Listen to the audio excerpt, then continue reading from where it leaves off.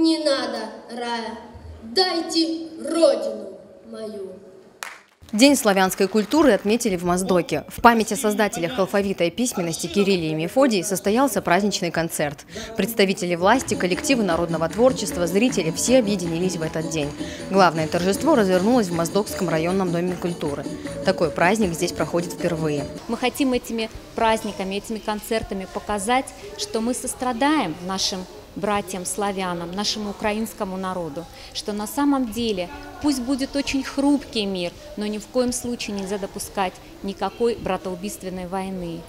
И мы очень благодарны всем делегациям сопредельных с нашим районом регионов, которые сочли возможным сегодня приехать и вместе с нами показать вот эту вот солидарность, дружбу наших народов.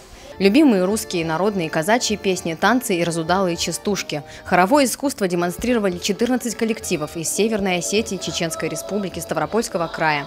Яркие выступления нельзя было не запомнить. Каждый номер особенный, а манера исполнения неповторима.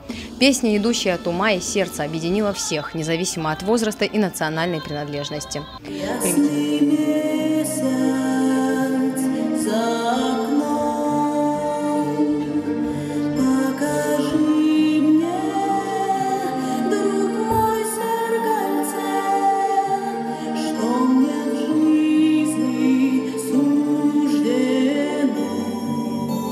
Я думаю, что людям это очень нравится, потому что все-таки русская душа, русские песни.